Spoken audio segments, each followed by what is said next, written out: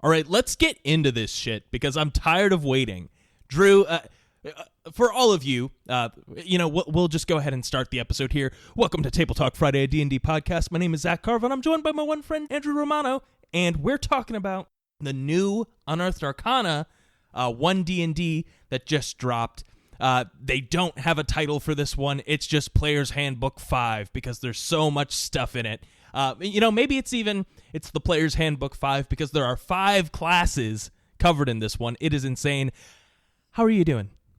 I'm feeling really hyped up. I'm extremely excited to jump into this stuff, especially since we can't cover everything in this one episode because there's that much stuff going on. And these last episodes we've talked about with the UA and all the new playtest material, we've gotten a little bit of a cleric. We've gotten a little bit of a paladin, right? Nothing too crazy, like stuff that's very cool, very intriguing, stuff I want to know about, right? But never have we gotten 5 of them with extra content on top of that. We're talking spells, feats, and a whole bunch of extra content. So I kind of feel like I'm drowning a little bit. I kind of want to talk about everything. I don't think we're going to have time, and I'm kind of scared. I'm kind of scared to go through this. So we'll go ahead and start with just high-level thoughts. So this episode is going to be focusing on the martial classes that they've given us. So we've got fighters and barbarians from the warrior group. Interestingly, monks have been excluded. I'm wondering why that's the case. And then we have all 3 from the mage group, the sorcerer, wizard, and warlock that we'll be covering in a later episode. So in any case, the biggest change for fighters and barbarians in this Unearthed Arcana is this new system that they've released, which is weapon mastery. Drew, why don't you tell me a little bit about weapon mastery? So when you first hear weapon mastery, I don't know about anybody else, I think of like video game challenges where it's like, you have this sword that does this much damage in a video game, but then if you do a challenge with it, right? If you kill this many enemies or you defeat this many people, it upgrades and gets an extra ability. And essentially, that's exactly what we're getting here, minus the challenge. You just get this freebie extra thing on top of your weapon, and to be honest, I wouldn't know what to expect right off the bat hearing this. And when I first listened to the video explaining these weapon masters, like, well, what are they going to do? Like, are they going to chop people's heads off? Or, like, are they going to do extra damage? What is it? No, we have a handful of abilities that go on top of different weapons. And all these weapons that we see in the player handbook actually have their own requirements of these different things they can have on them. So some weapons will have some abilities, and some weapons will not, or they'll have different kinds of abilities. Later on, even seeing with certain kind of class that we're going to talk about a little bit, having even multiple of these on the same weapon. So I think what we need to do is just kind of jump into some of these things because they're sick. They feel almost like a feat on your weapon, if that makes sense. To me, this is like the little extra sprinkle, the little spice on a melee fighter or someone that engages in this type of combat that doesn't use magic. It feels almost as powerful as some spells, right? You feel on par with some of these mages, and frankly, it's just a little something that's fun right on the top. Just it makes it a little more interesting in combat, I think, anyway. Yeah, absolutely. So what you'll notice just right off the gate, as you mentioned, every weapon now has a weapon mastery property associated with it. These properties are only unlocked by specific features that give you access to these weapon mastery types. So fighters and barbarians, I believe both at first level, gain access to weapon mastery for a couple different weapons, and then you get the option to switch out those whatever weapon you want mastery in at a long rest. And then additionally, there's a 4th level feat where you can also take weapon mastery. So, my boy the paladin isn't getting left out. They get it just a little bit later. So running down the list of these different properties that they've got, we've got cleave, flex, grave, nick, push, sap, slow, topple, and vex. Now, a lot of these things do what you expect them to. And this, like you mentioned, it's very powerful, sort of like a feat. So these abilities aren't something that you have to use a number of times equal to your proficiency bonus or anything like that. The only restriction, I don't know if there are any once per turn restrictions for any of these. I'm pretty sure it's every time you hit, you get to apply these features. I think for the most part, yes, there is one that requires a save. I think there may be one that has some sort of restriction, but you know what? We'll get to that when we get into each one of them here. Yeah, so let me talk about the one that I'm shitting my pants about, and that's grays. Yes. I'm so glad you said that. I thought I was the only one here. Okay. So this might be a little too powerful, but I'm super excited about it. Each of these weapon mastery properties do have prerequisites, so spoilers for later, but the fighter does get the option at higher levels to swap and mix and match these weapon mastery properties on whatever weapons they would like to a certain extent. But each of these features will have prerequisites. For grays, it must be a melee weapon with the heavy property. So with that in mind, if your attack roll with this weapon misses a creature, you can deal damage to that creature equal to the ability modifier you use to make the attack roll. This damage is the same type as that dealt by the weapon, and the damage can't be increased in any way other than increasing the ability modifier. But let me say that again. If you miss, you still deal an amount of damage equal to your ability score. That is incredible. Or I'm sorry, it's your ability modifier, but still. So just... Now, right off the bat, right, you might be thinking, it's just a miss. There's a little itty-bitty damage.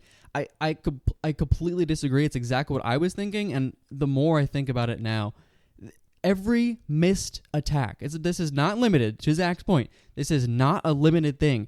Let's say you have this on a bow. I actually don't know if this can go on a bow. I'd have to double check. It's got to be a melee weapon with the heavy property. Heavy property. So let's say it's a great sword or something like that, right? Some big old weapon that you're already dealing a hefty chunk of damage with. If you miss, you're still getting damage off. So if you're any sort of melee fighter that's a minimum of level 5 that gets that multi-attack, on your turn, if you miss and just horribly throw your turn, you're still doing 10 points of damage.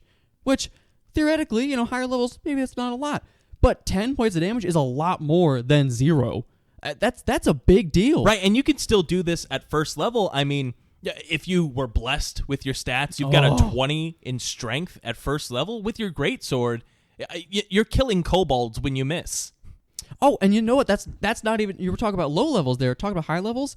With the recent epic boons and the new ways that you could actually increase your score above 20, this thing goes higher. So if you're extremely high level, you can get up to like a +7. A 7 damage on a miss. You roll on that one... That's 7 damage. Looking at you, Barbarian. I know you're getting excited about this. Oh, my God. I'm so glad you brought this up, Zach, because I was thinking, man, this is going to be controversial. I love the grays. I think it's very cool. I want it on everything I have. And I wonder, talking about looter stuff, when the fighter gets 2 of these options on one weapon, will it always go off? I don't know. No. We will talk about that later. But fighters do get the ability to apply 2 of these properties to one weapon, but it is specified that each time you make the attack, before you see if it hits or misses, you have to call which property you're intending to use. So if you want to use grays, you can't go for something like flex or cleave, which let's talk about flex, because this is another one of my favorites. So this requires that the weapon has the versatile property. So long swords, battle axes, war picks, which now also have the versatile property. Ooh. When you hit with a melee attack using this weapon, you deal its versatile damage, even if you're wielding it with one hand. This is, they mentioned the sword and board dream. Now you've got a shield in one hand and a D10 long sword in the other. Truthfully, I don't know if I would ever go for this one, because there are so many others that are incredible. But if I'm spoiled for choice, or if I'm really in the mood for long sword and shield, which one of my first, really both of my first long-standing D&D characters in my first campaign, one of them died, but both of them had this versatile weapon shield combo, and it's an old favorite of mine. So definitely excited to see that become even more powerful. So the shield and sword, I completely agree, is just a super fun thing to have, right? You're getting the AC and you're getting the damage, right? But previously, like you said, you have to kind of pick one or the other.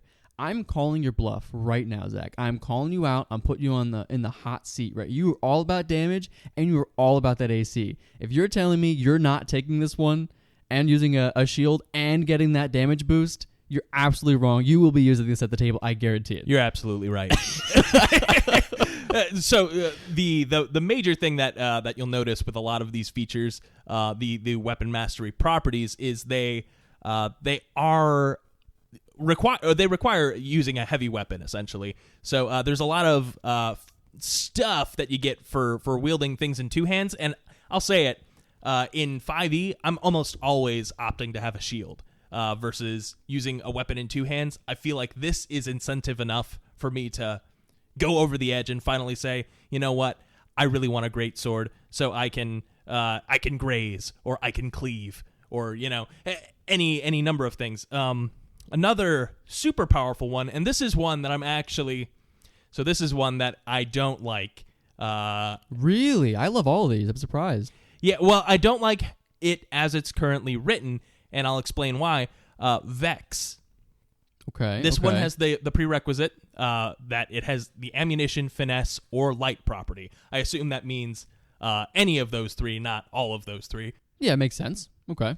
If you hit a creature with this weapon and deal damage to the creature, you have advantage on your next attack roll against that creature before the end of your next turn. I'll read that again. If you hit a creature with this weapon and deal damage, you have advantage on your next attack roll before the end of your next turn. That means that if you are a fighter at 5th level, you have a rapier, which has this property. Mm-hmm. Okay. You hit with your first attack, and then you have advantage on the next attack. And then on your next turn, you've got advantage on the next attack. And then if you hit with that, you have advantage. And so what this property is really saying is as long as you land your hits, you always have advantage. Oh. I feel like that's a little overpowered.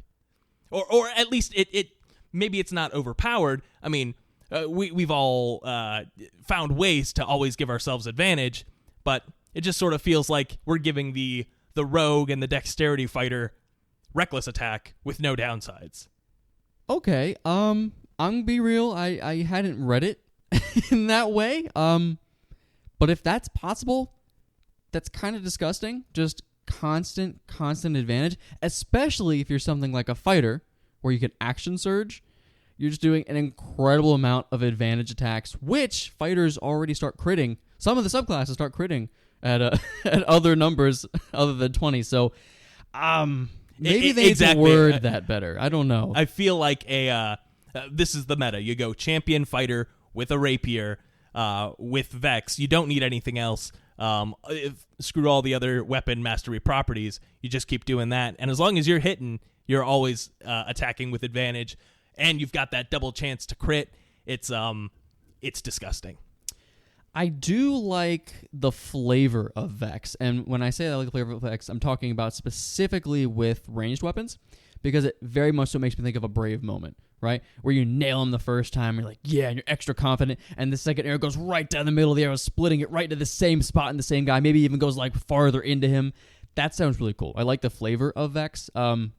But yeah, I want to hear them talk about this a little bit, because I don't think that's the way it's intended to be. Yeah, I feel like if they specify that you can't have advantage on the same turn on multiple attacks due to this feature, then it's perfectly balanced. Giving yourself advantage on your next turn, that seems reasonable. But because fighters get multiple attacks on the same turn, I mean, at 18th level now, they'll have their 4 attacks per attack action, all with advantage. It's nuts, but you're also super high level, so I don't know.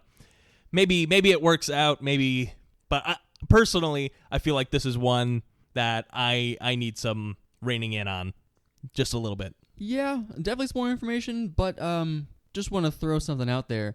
If I were to put this on anybody, not including that broken combo we just mentioned, I think I'd want this on my rogue with some sort of bow. If you're only getting 1 attack per turn, if I land one, the next turn I have advantage, and that guarantees I have sneak attack as well. Oh, absolutely. I think that this is what they designed this with in mind. I feel like, because it's, they've got it on rapier. I believe it's also on What's this, finesse, light, short bow, ammunition. So anything that shoots, anything that's got finesse, so like a dagger, a rapier, or the light property, which I believe a short sword has as well. Yes. So that's quite a few options. And honestly, it's a lot of pretty mainstream options that people are going to be picking anyway. So I don't see a reason not to take Vex if it is that busted. I hope it's not. But I do want to jump here. I do want to jump because we're getting caught up on some of these. Please go ahead. I want to jump into Cleave. Cleave is hot. I love Cleave. There's an ability, I think, very similar to this that the Rangers get. Or I think it's the Monster Hunter Ranger or something at a certain point. Please, it's the regular Hunter Ranger, and if you were a true Ranger fan, you'd know that. No, you're right. I'm not a real Ranger fan. But Cleave, guys, Cleave. So the prerequisite is melee weapon, heavy property. So it's got to be a big ol' weapon, a great axe or something of that caliber, right?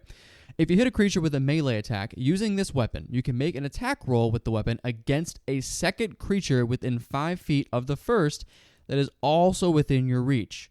On a hit, the second creature takes the weapon's damage. You don't add your ability mod. So it's like dual wielding, right? So you get that second attack, but it's for free. It doesn't say bonus action. It doesn't say extra action. You just get an extra free attack for funsies if you're within range of 2 people. That's a lot. Now, I understand, right? I understand probably the pullback to not wanting to dual wield is because you don't get that modifier, right? I understand not getting the modifier. But if you're wielding, this is a heavy property weapon. If you're wielding a great axe, that's an extra D12 damage, boys. You don't need the modifier on top of that. That's a lot. And I don't think I think it still includes ability modifier damage, blah, blah, blah.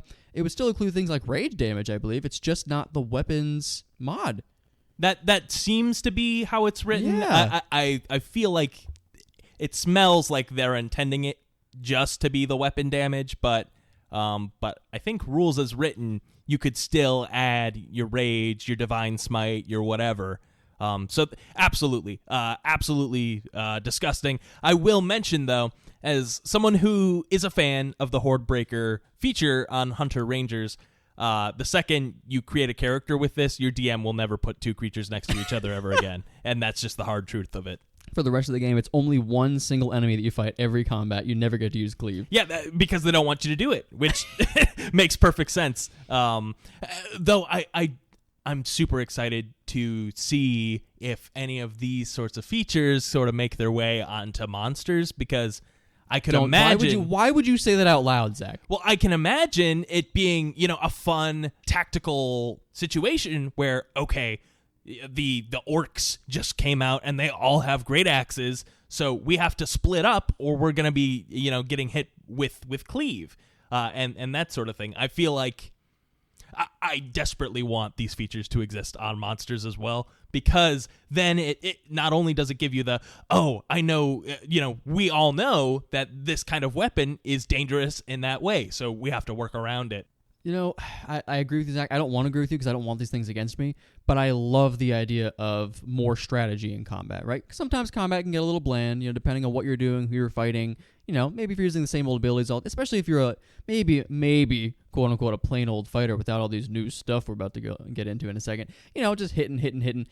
But these things like Cleave, things like Flex, things like Graze, I'm going to be a little more hesitant about where I stand on the battlefield if, we're a level 2 or 3 party, but there's 3 or 4 bandit archers that all have Graze on them. It's like, even if they miss, I'm taking 8, 12 damage just because the arrows are flying past me. If I'm up against some sort of knight that has something like Push, which we'll talk about in just a second here, I'm not standing anywhere near cliffs because he's going to throw me right off. He's going to throw me out of a window. He's going to throw me off a building.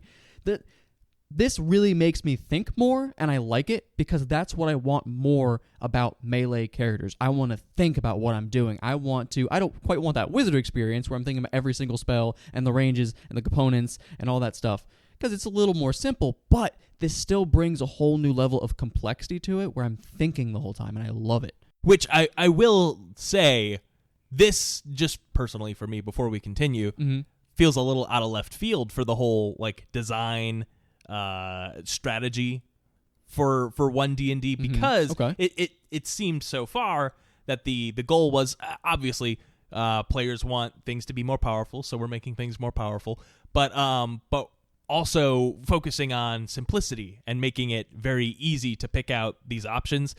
This really seems like, and we even see this in the spellcasters, I feel, just making things needlessly more complex for Well, I won't say needlessly. I love weapon mastery and I love the crunch, but especially with the spellcasters, I feel like there are certain features that have now been moved to being spells, so you have to keep track of those separately, which seems interesting. In any case, we'll talk about all that later, but it's interesting to see the direction they're heading here, and if they're doing this, why can't we have spell slots be the way they were before? And that's the end of my soapbox. I think I completely agree. As you're playing these mages, which we'll get into a little bit, what we've seen so far in these playtests is they have more options, they have more resources, they have more, domain spells, all that kind of stuff. They can cast things for free, really leaning into spell casting, right? Which is obviously what should be leaned into. As you're a spellcaster, it makes sense. That's your resource, right?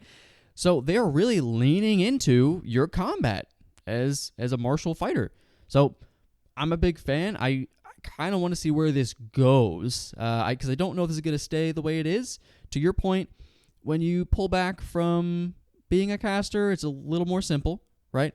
The biggest part for me, if I'm playing a fighter or maybe like a ranger, someone that does a little more melee in their kit, I'm thinking fighting styles are my biggest issue, because I start looking through all these fighting styles. I'm weighing the pros and cons, like, well, what am I going to use? This one's really cool, but this one might come up more. And so this, to me, is just another set of fighting styles that I have to look at. So am I excited to use all of them? Absolutely. Am I excited to spend 3 hours before the game picking which one? Absolutely not. Well, it's not just before the game. It's also on a long rest deciding, oh, well, do I want to swap any of these out? Ooh. Or, what's the situation there? Or, maybe I've got this new weapon and, oh, well, I really want this +2 great axe, but I don't know what great axes do. So, it's cleave? Okay, well, now I've got to swap to cleave for one of my weapon masteries. But I am super excited about the crunch. I'm not going to lie. Getting through the rest of these so that we can move on to the actual classes and the meat of this UA. Yeah. We have the Nick property, which, weirdly named, doesn't do what it sounds like. But what this property is what in previous 1D&D Unearthed Arcana was the way two weapon fighting works. So when you make the attack action, you make the extra attack of the light property, you can make it as a part of the attack action instead of as a bonus action. You can still only make this extra attack once per turn. That's cool.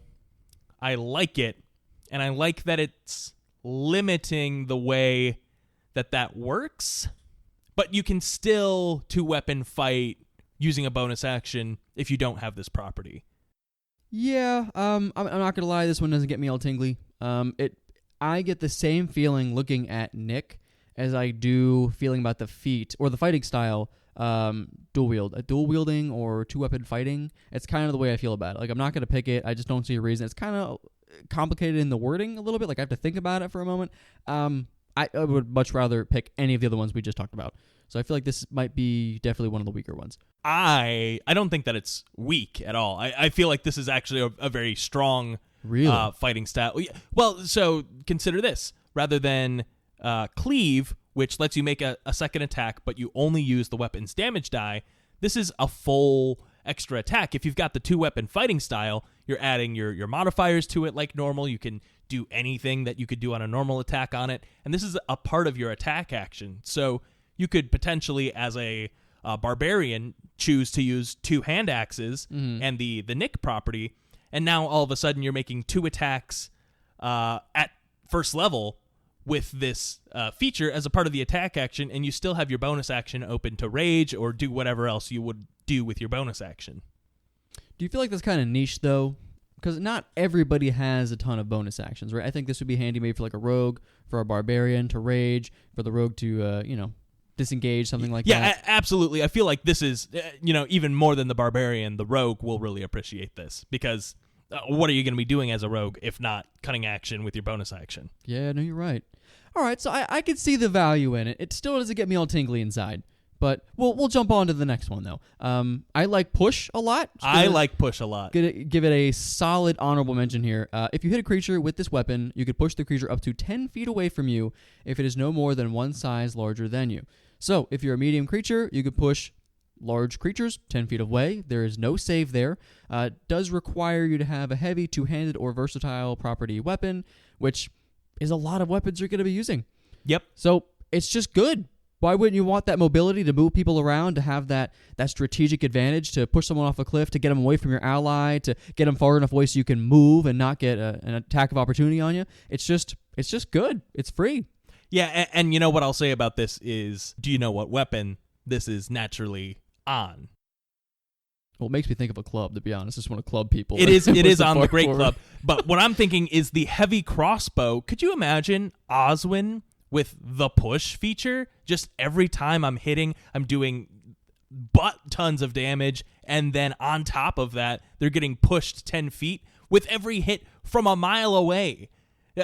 First of all, if you have this feature on a heavy crossbow and you've got the sharpshooter feat, even the new one, you still have that no disadvantage at your max range. That's 400 feet away, and you keep pushing them back 10 feet. They're never going to catch up to you. Zach, I know you've played Minecraft before. What they've introduced here is the water dilemma, where you're in the water and there's a skeleton on land, and you're trying to get to the land. That's you exactly can't get right. there. You're literally in the water forever until you die because you're just getting pelted with arrows. You can't gain any traction. I keep forgetting these things activate more than once per turn.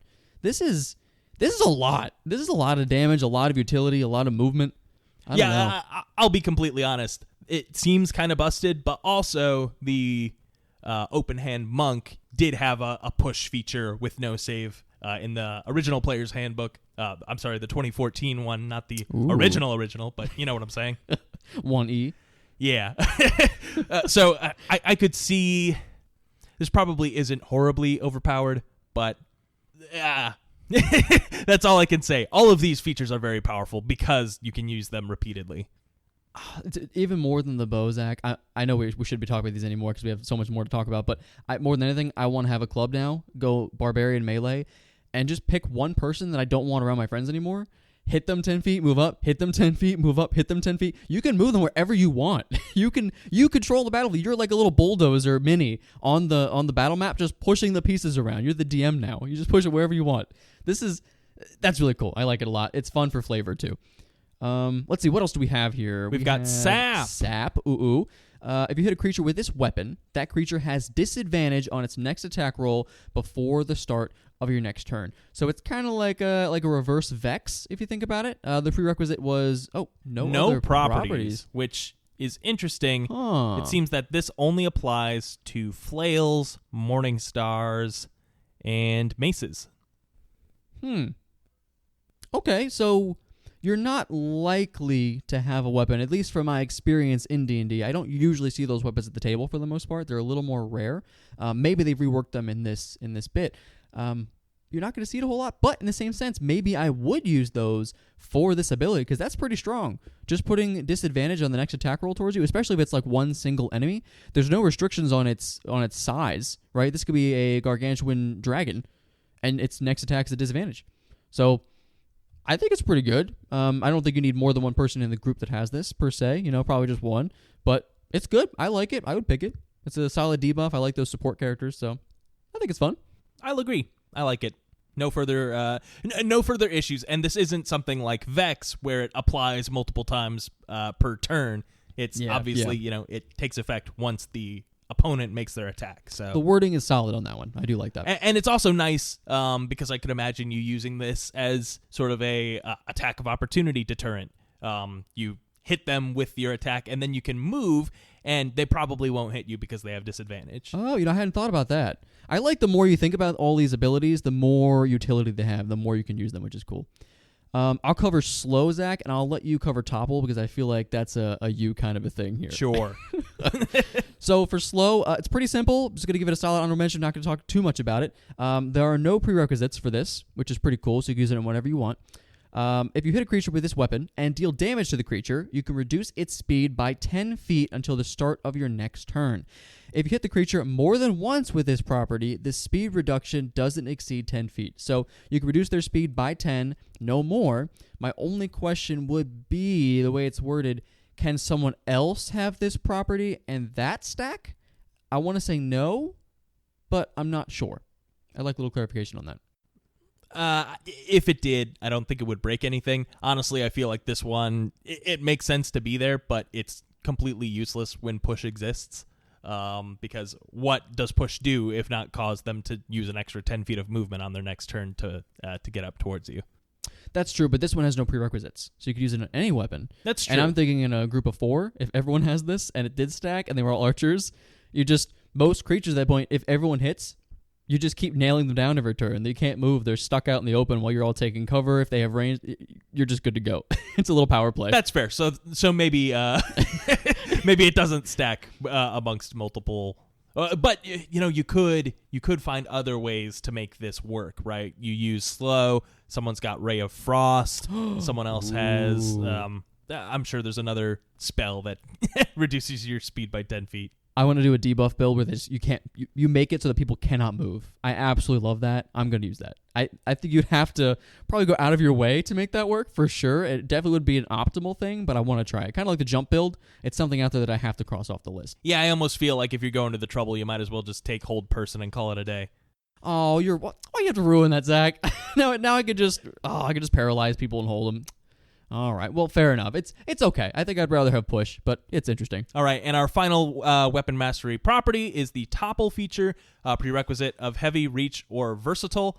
If you hit a creature with this weapon, you can force the creature to make a Constitution saving throw with a DC equal to 8 plus your proficiency bonus plus the ability modifier you use to make the attack roll. On a fail save, the creature has the prone condition. I have nothing to say about this other than it's odd that this requires a save when push does not. Just for the virtue of, well, I suppose push does specify that you push the creature up to 10 feet away from you. Mm-hmm, but what you could potentially do with push that I haven't even mentioned yet is, what if you push them up? Oh, can you? By the word, let me see here. It's 10 feet away. So you could do that. So if you, and or I if feel you're like a gnome or something. Yeah, like exactly a gnome monk crotch punch up. That's terrible. Or I guess you'd have to have a heavy two-handed or versatile weapon. So long sword to the groin. If nothing else, you just get extra free D6 damage of fall damage on your turn. so why not? I don't see a reason why not. So what I'm saying is, I feel like push should also require a save. But topple's a perfect feature as it is. I wouldn't change it at all. Or if we really want to get nutty, then just have topple not require a save, and then it's perfectly balanced. I think topple not having a save though is a lot. Oh, just I completely agree. Knocked prone. It shouldn't happen, but it could. Oh, but now that I swear I'll make this 10 seconds or less.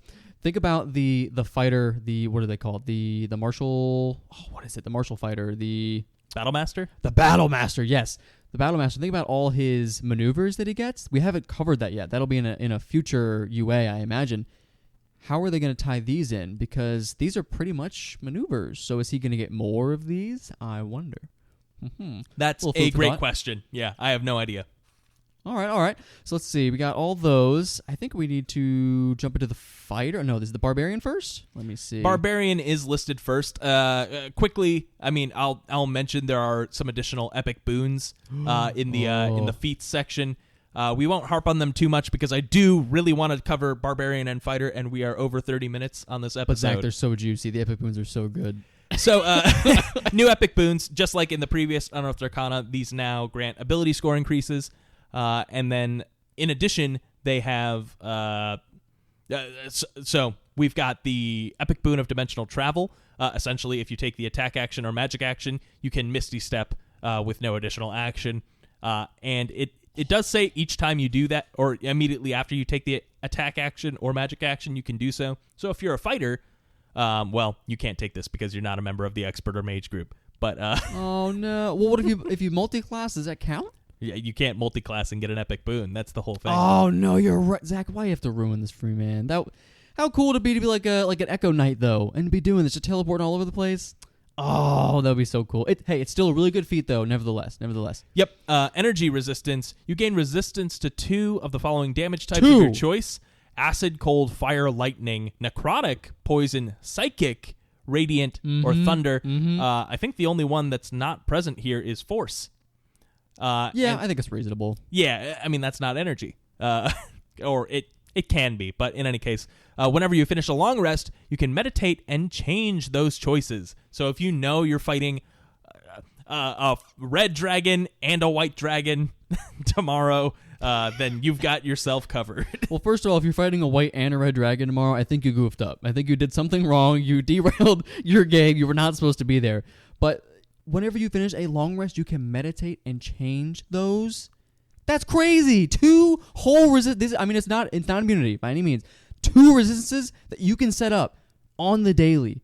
That's a lot, man. Especially that's before you take any sort of class features or racial options that give you an additional one. You could have up to 3 resistances. Then you could have armor. You could have some sort of lightning resistant armor. Have 4 of these things. This is a build. Oh, absolutely. And wait, there's more. When you take damage of a type for which you have resistance, and it doesn't specify resistance from this trait, so it could be another resistance that you have. You can use your reaction to direct the damage of the same type toward another creature you can see within 60 feet of you. They have to make a dexterity saving throw. It's a DC equals 8 plus your proficiency bonus and the ability modifier of the score increased by this feat, or take 2d12 damage plus your con mod, which is nothing to sneeze at. It's juicy. It's juicy. I like it. It's a solid reaction if you just want to do a little extra damage. To be honest, I want the resistances. Just give me all the resistances. They're just good. A solid epic boon. I just want to say all these epic boons are not epic boons. They're epic boons. Like, these are really good ones to me. I like all these. I would pick any of these personally if I had the option. I'll never get to that level again where I have the opportunity to do so, but I would definitely pick it. I would not pick the next one.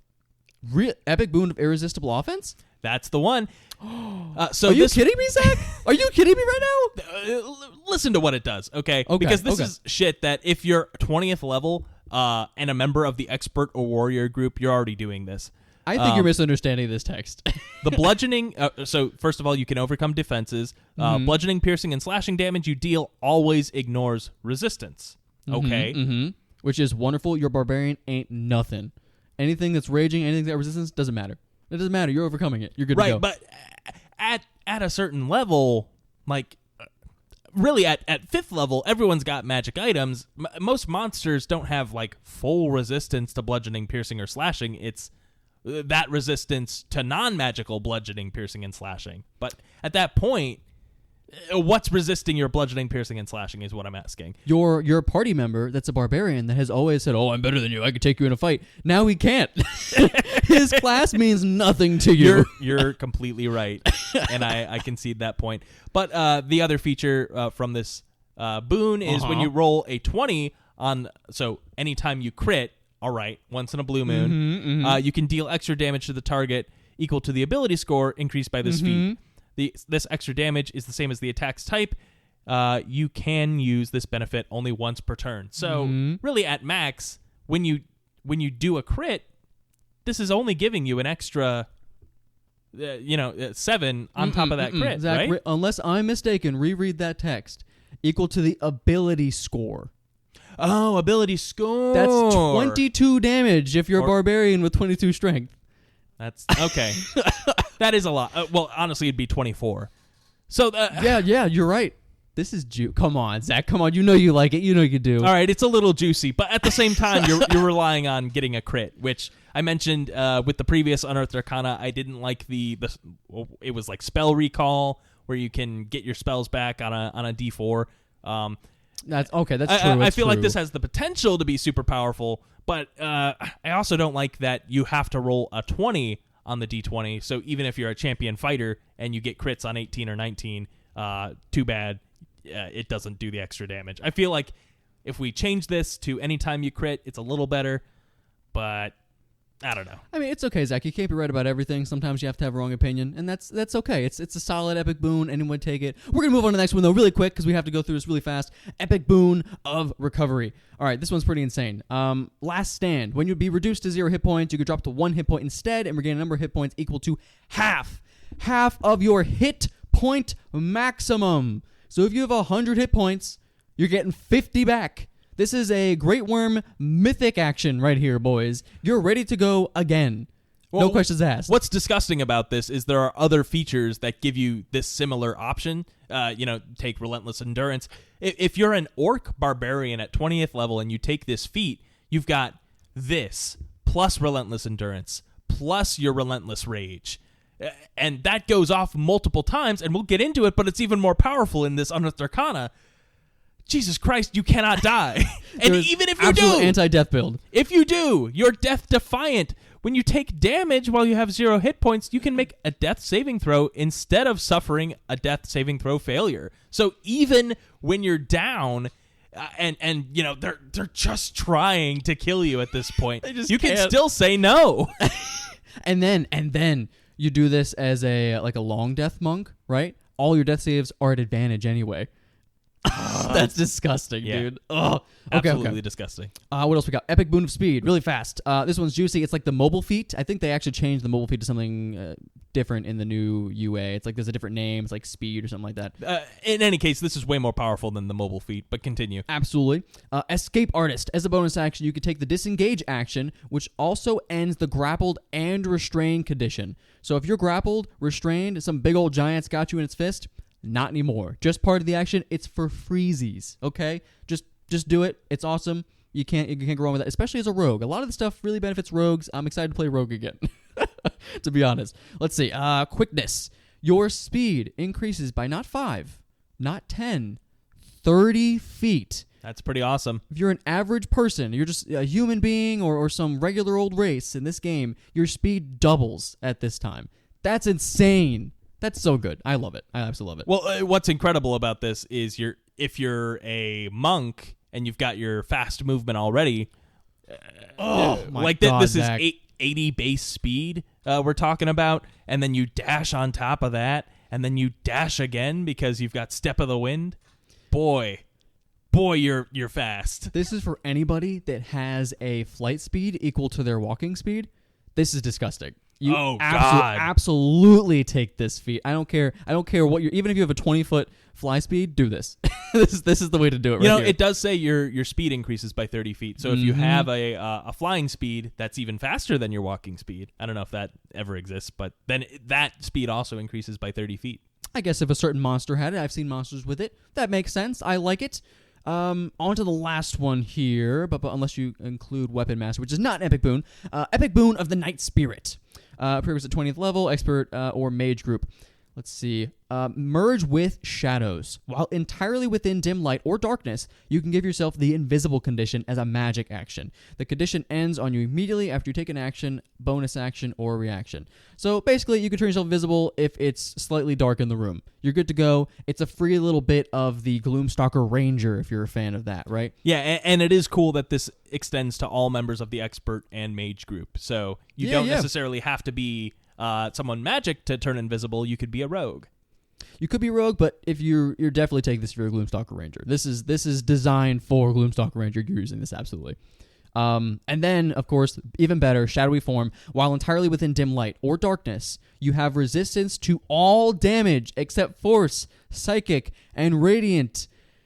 If you just dim your torch, guys, if you just dim your torch, you're all powerful. You're basically part barbarian, part Gloomstalker.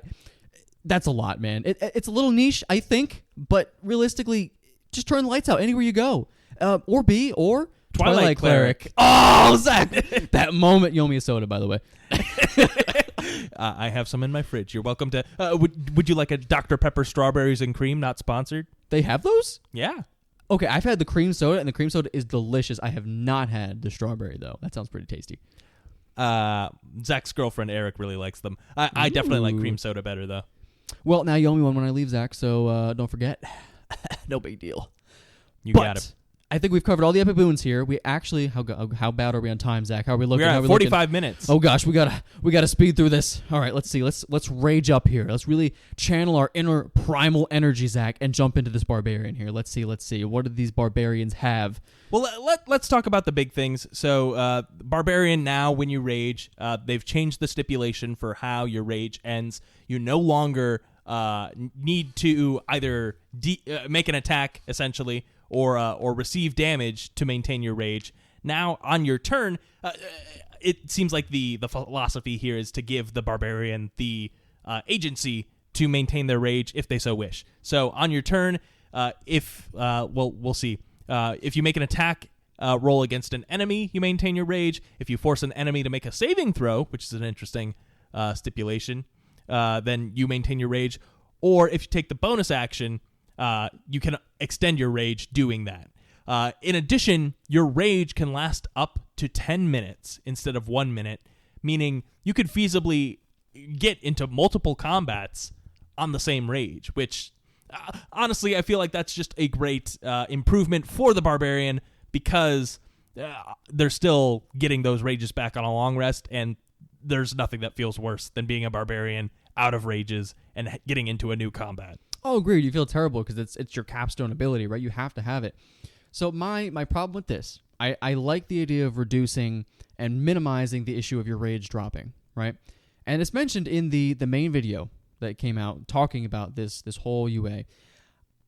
But if we're reducing it and we're minimizing this problem that people have, why don't we just make the rage not drop?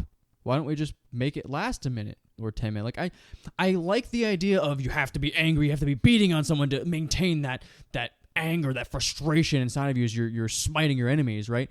But like if it's a problem, which I've only played Barbarian a few times, I've never had an issue keeping it up. Why worry about it? Why not just get rid of it entirely and just say it lasts 10 minutes?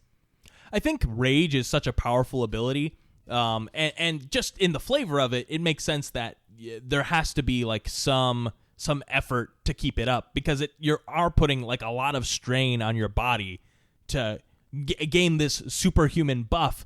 And it really, it plays into the archetype of when we think about a barbarian style character who rages, the Hulk. Obviously, the Hulk, eventually, I'll put my foot in my mouth. The Hulk eventually does learn to maintain his form all the time. But, the typical Hulk doesn't want to be raging all the time, and it's very strenuous to do so. So I think it works more just delivering on the fantasy of, when you think of a rage. But I agree. I don't think mechanically you're really losing out on anything if we just say, it stays up for 10 minutes. Yeah, I think it's fine. Leave it that way or change it a little bit. It's okay. I don't have any gripes with it. I kind of like the 10-minute thing. But I do want to mention, of course, we talked about the weapon masteries, right? So the Barbarian starts off with 2 weapon masteries up to level 3.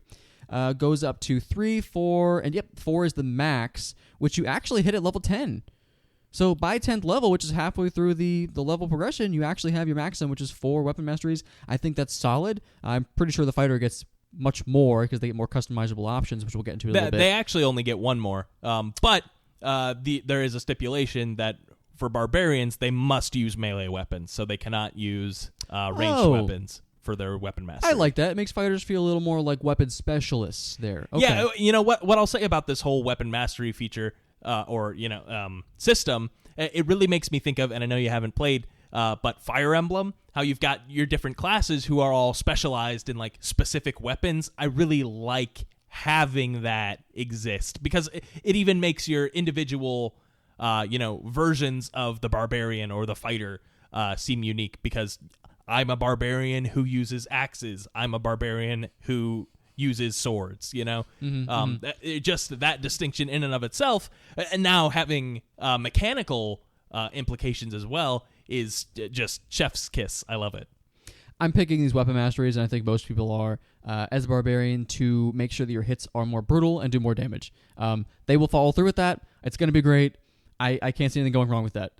I want them to be more masters of their great axes at the very least, right? Just do some more damage. Let's do it. Let's see. I'll say one of their more interesting features is what they get at second level, is primal knowledge. So they gain an extra skill from the ones available at first level. Seems a little weird that you get this at second level. I almost want it to just exist at first at that point. But the interesting part about this is, in addition, while your rage is active, you can channel primal power when you attempt certain tasks. When you make an ability check using one of the following skills, you can make it as a strength check, even if it normally uses a different ability. So you can do this for acrobatics, intimidation, perception, stealth, or survival. All of these things with your strength. The justification given is when you use this ability, your strength represents a primal power coursing through and around you. I think for most of these, I'm perfectly fine with acrobatics. You do a crazy flip in the air. That it makes sense that your strength could channel this. Intimidation, absolutely. You flex the fuck out. It doesn't matter how charismatic you are. Everyone cowers in fear. That works for me. Stealth, maybe it's power of will, and that's sort of like represented by your strength. I could almost see that. Survival, kind of. I mean, it just doesn't make sense that you're angry and do it like in your rage. You lean down and you sniff the dirt and you know which way to go. I don't know about that one. And then perception also.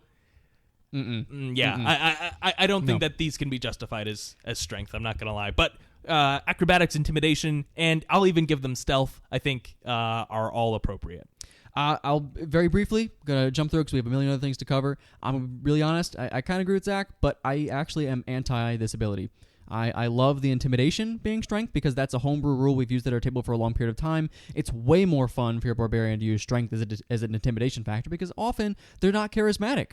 So it makes it that you flex your muscles or you lift up your axe, you're about to kill them, that you can use strength, sure.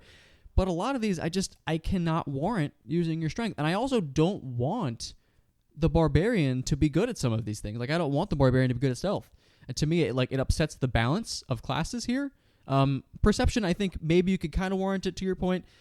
Like your adrenaline's flowing, you're hyper aware, you're ready to go in combat, like you're tunnel visioned almost.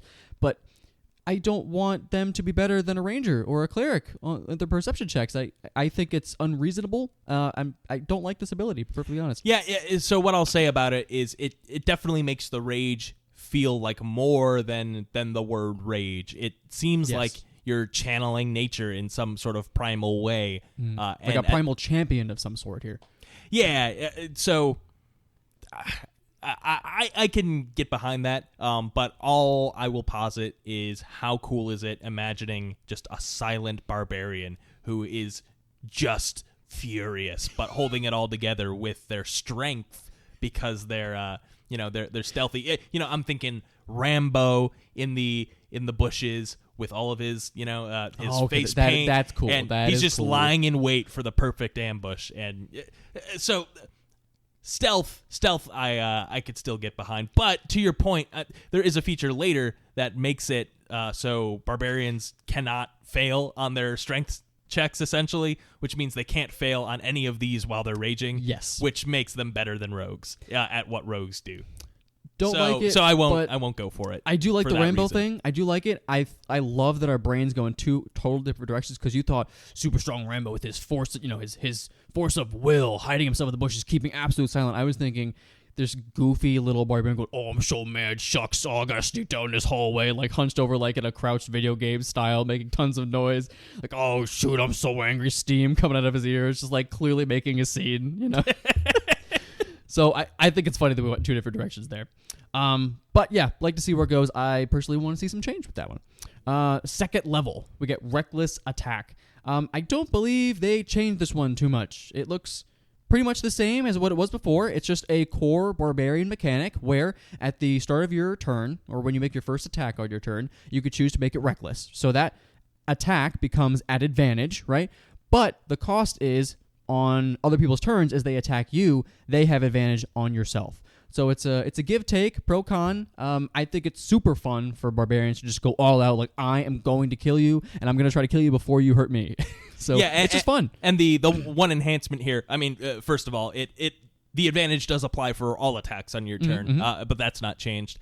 The one change is there's no specification that it has to be with a melee weapon. So you could reckless attack with an unarmed strike or a ranged weapon now, as long as it uses strength as your score. So you can be throwing axes recklessly, which this doesn't come up super often, but I know one of our good buddy Chase's barbarians would have appreciated this. So was he throwing a lot of stuff? Yeah, when I was running him through Curse of Strahd, his whole build was he had two hand axes, but he couldn't throw them very often because he couldn't do it recklessly or add his rage bonus, which you still can't add the rage bonus, but Well, I think it's cool. I'm kind of surprised that they added that in. I always thought that was the case. I'm not a barbarian expert by any means, and a lot of these classes coming out. But I definitely had just assumed that they would still get that reckless damage. It's just a core part of their system, so I assumed it always worked.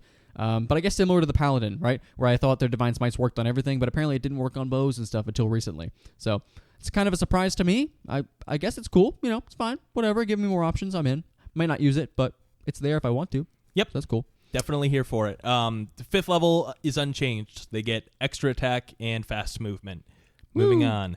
At 7th level, they get Feral Instinct, which you may have noticed we haven't brought up Danger Sense yet, and that's because it doesn't exist. So at 2nd level, Barbarians no longer get advantage on Dexterity saving throws, but that feature has been rolled into their Feral Instinct at 7th level. So now at 7th level, they get advantage on initiative rolls and dexterity saving throws. I think that's an elegant fix, and I think for a barbarian, it does seem very powerful that they get advantage on dexterity saving throws at 2nd level, because that's one of their main flaws, is that they don't have high dexterity, and so a fireball could take them out. Having them shore that up at 2nd level is a little nuts. So pushing it to 7th level, I think, is appropriate. I also, I'll go out on a limb here, because again, not a barbarian expert. I think they buffed it a little bit. I believe Danger Sense was actually you had to see the incoming damage. You had to be aware of the trap that you were about to step on, right? That's correct. And for this one, it just says you get advantage on initiative rolls and dexterity saving throws. So that's cool. You don't have to see it. It could be a complete surprise, and you still have advantage on it. Or Really? at the very least, a straight roll if it was an advantage. I like that it's cut and dry so that there's no argument about whether or not you get advantage on it, because I could definitely see us going back and forth with the DM for a while about, but I saw it happen. Yeah, but you weren't aware of it before it happened. Which is funny it's even coming up, because we just talked about the previous ability. What was it called? Let's see. Primal Knowledge, where they get to use their strength as perception while they're raging. So I think it's kind of funny that they took away the need to see it when they now have a much better perception. But I'm all on board. I think it makes everything just a little bit easier. So no complaints there. Yeah, and you know what I'll say is, in general, I don't think perception should be included, because barbarians like to have a decent wisdom score. It seems weird to give you no reason to increase your wisdom anymore. I think a wisdom barbarian just sort of made sense in classic 5e. Especially if you're dumping your intelligence, as a classic barbarian would, you have to have something there, and you're probably not doing charisma because it's not as fun. So you're probably going to do wisdom there, I feel like. Yeah, so let's see here. What is up next? We have, of course, their feat at 8th level, bringing them to 3 feet total. 9th level, Indomitable Might. If your total for a strength check is less than your strength score, you can use that score in place of the total. I think this is misplaced at 9th level. The fact that they get this, which is essentially reliable talent, 2 levels before the rogue gets reliable talent, is it's disgusting, and I hate it. But also, I think this feature is perfectly fine if we take back some of the abilities that they get from Primal Knowledge. I mean, obviously, I've never seen a barbarian fail a strength saving or a strength check anyway. Excuse me. So really, no notes here. It's fine to have it as long as it's being applied to things that make sense for strength to be applied to. Agreed. I have no problem with making sure the barbarian is good at athletics. They're the best at athletics. There's no one that's going to overtake them. As long as, like you said, Primal Knowledge is nerfed or at least cut down a little bit. I just don't want the barbarian stepping on the toes of other people at the table. That's all. But good for any sort of athletic check there. Let's see. Up next, 11th level, Brutal Critical. Now, this has been majorly improved. And I believe moved as well. This was a lower level before, I believe. I think they pushed it up. Yeah, I believe this was 9th level in the... If I had to take a guess, I would take a stab at 9. That seems to make sense to me in my brain. But when you score a critical hit with a weapon or an unarmed strike, which again, really pushing that unarmed strike here just in case you want to do that with your barbarian, using strength, the target takes extra damage equal to your barbarian level. Equal to your barbarian level. Keep in mind, you get this at 11, right? So this is minimum 11. Not only that, but you've got your rage damage on top of that. And any additional shenanigans going on with your weapon mastery. This is crazy. I mean, just why not give the Barbarian more damage? You know, I appreciate it. If you're going to do anything Barbarian, I can't think of what else you would do beyond make them have more hit points or hit harder. So, to me, this fits in. It's a lot of damage, and it's going to stack up with everything else. But you know what? They're playing their role, and that's exactly what Barbarians are supposed to do at the table. So I'm happy with it. And, you know, I will say, with irresistible attack, or whatever that epic boon is called, imagine that crit with, you know, you've got plus 24 plus 20 because that's your level. So an extra 44 damage on a crit is nothing to sneeze at. That's half of a disintegrate spell right there. 6th level spell just with your axe that you're using. That's before you roll any damage, boys. That's I gotta play Barbarian sometime soon. I have to play test this for sure. Well, here's the thing. This entire Unearthed Arcana makes me want to play every class featured because they all seem very well. You know, I'll put my foot in my mouth there. Spoiler: I haven't actually read the wizard or the sorcerer or the warlock yet, but we're gonna get there, and then we'll talk about them in depth. But I've heard good things. I have to say, guys, just 5-second splurge. The sorcerer's where it's at, boys. We'll get there eventually, but get ready. Get ready. It's coming up. I'm gonna hype it up and get excited for it because it's awesome. All right. Up next, after the brutal critical, which is exactly that, brutal, we have a feat at 12th level, bringing us to 4. 13th level, persistent rage. Exactly what we were talking about before. Very simple. I honestly probably don't even need to read this here. Your rage doesn't drop. You're good to go. You don't have to worry about maintaining it. You don't have to use your bonus action like we talked about before. You don't have to force someone to make a save. You don't have to swing at anybody. It just stays up for 10 minutes, which is cool. I like it. I, to be honest, kind of wish they had it at an earlier level. Like, again, taking on the same stance as before, I don't see a need to maintain rage. I feel like the fact that you can't cast spells or concentrate or wear heavy armor, I think is a pretty big con on its own.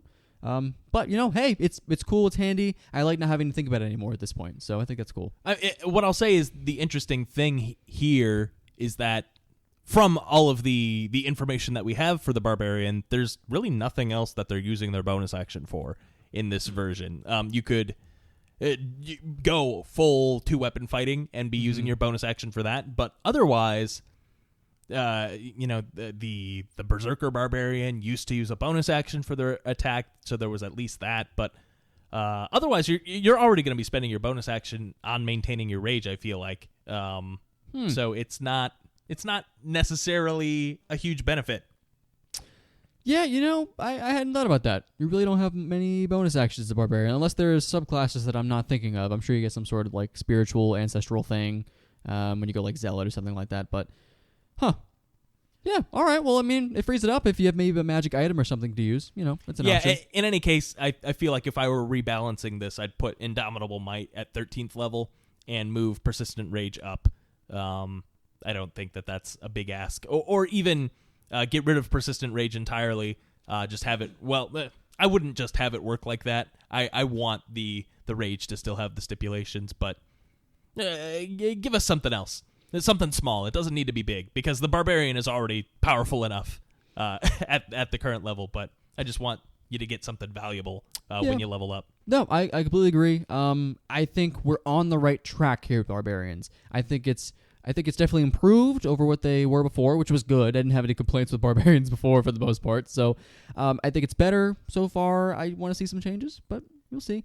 Zach, I kind of want to give you Relentless Rage because I feel like this is kind of right up your alley. This is something I could see you doing. And as a matter of fact, I think you did this once with a particular monk barbarian, if I'm not mistaken. Yes, he was a zealot barbarian, which they even have their own special things that make them very hard to kill. But this is disgusting. So if you drop to 0 hit points while your rage is active, you don't die outright. You can make a DC 10 con save. This is all so far the same as it was in the 2014 Player's Handbook, though you got this earlier. This is 15th level now, but it's worth it. So if you succeed, your hit points instead change to a number equal to twice your Barbarian level. So at 15th level, if you drop to 0, you don't. You drop to 30. In fact, by hitting me, you've made me stronger. Oh no, I didn't think about that. That's actually terrible. And then each time you use this feature after the first, the DC increases by 5. When you finish a short or long rest, the DC resets to 10. So that's disgusting as well. Essentially, if you can fit in a short rest, you're never going to die. A short rest. Not a long rest, a short rest. That's terrible. You take a 10-minute rest here, and you have this ready to go again. Oh, that's disgusting. That's absolutely nasty. Let's see. It's good. Oh, you know what? I'm going to throw a little question out there just to make us think. It'll never come up in any single one of our games, ever. But I'm curious because I want to know if it would override. We talked about the Epic Boon before. I want to say it was Recovery, could be wrong on the name, that gave you half your hit point maximum when you went down. As like a mythic Correct. action, right? Yeah. So would this stack? Of course it would. That's a lot. Okay, how many hit points do we get here? We said, well, how many? Drop to 0 hit points, blah, blah, blah, blah, blah, to change to a number equal to twice your barbarian level. So if your 20th level is, you'd have to be to get this epic boon. So you get 40 hit points plus half. So let's just say you had 100 hit points. You get 50 plus 40, so you get up to 90 hit points, if that stacked. So you'd be basically full health again. I would say it probably, rules as written, you could stack it, but I think what would be even more powerful is just keeping them separate. So you use your Boon of Recovery, and then you use your Relentless Rage, and then you use it again, and then you use it again, and then you use your Relentless Endurance, and then you're still alive. That might be worse, Zach. That might actually be more disgusting, is you just absolutely cannot go down. You have more reasons. That's before you cast Death Ward or anything like that. So there's a lot of ways here. Getting to wrap up the last few here. At 17th level, you get Rage Resurgence. When you roll initiative, you gain 1 expended use of your rage. Juicy. That's perfect. Easy peasy. And then at 18th level, you get Primal Champion, which was the capstone feature before. Your strength and constitution increase by 2, and their maximum is now 22. Disgusting, because at 20th level, you get your epic boon, and you choose strength or con, which increases by 2 again. Its maximum is now 30. Interestingly, they decided that you don't get to choose which ability score increases by 2 when you get your epic boon. It's class-based in this UA. They mentioned that this may change later, but they just wanted to see what people thought about it. I'm surprised that's the angle they took, because I had definitely heard rumors that they were going to take a different angle with this epic boon at the end right here. I thought what was going to happen was that 20th level barbarians actually get a companion, and I think the stat block was GOG, or Good Old Gamer, I believe, actually. I think which is actually one of our favorite patrons on patreon.com/TableTalk Friday. At this level, I'm pretty sure you actually got him as a companion. He would travel along with you, sort of like a Beastmaster Ranger sort of a vibe. So I'm a little disappointed to see that you don't get a companion anymore, but I do like seeing the strength score go up. That was very smooth. Yeah, the way you weave in these Good Old Gamer cameos, I really do appreciate. And I also really appreciate Good Old Gamer for supporting us on Patreon. If you would also like to be a supporter of the show, you can donate to us on Patreon, whatever you call it. You can patronize us. Don't patronize us. Don't do that. But definitely join our community. Do a little bit of chatting. Come check out some of our extra content, which we'll talk about in a little bit. But come check us out. Good Old Gamer, we appreciate you. Episode is still going long, but we're definitely going to get into the Berserker Barbarian, and we'll probably continue anyway. We can do a long episode. So at 3rd level, Frenzy is completely changed for the better. Drew, do you recall what happened when you Frenzy Rage as a Berserker Barbarian in the 2014 Player's Handbook? So the exact words, no. I do remember that you got a little something sort of extra rage, but you were exhausted at the end. Yep. So it was not worth using at that point. You could make 1 weapon attack as a bonus action when you rage, but you have to choose to frenzy while you rage, and at the end of that frenzied rage, you gain a level of exhaustion. Which means that no one ever frenzy raged, and that feature was useless. Now, but that's the capstone for this thing. That's like the whole key mechanic right there. Yeah, it is. So what's been changed is everything. So now everything, he says. You can go into a frenzy in battle. If you use your reckless attack while your rage is active, which any barbarian worth their salt would be doing, you deal extra damage to the first target you hit on a turn with a strength-based attack. To determine the extra damage, roll a number of d6s equal to your rage damage bonus, so this does scale, and add them together. The damage has the same type as the weapon or unarmed strike used for the attack.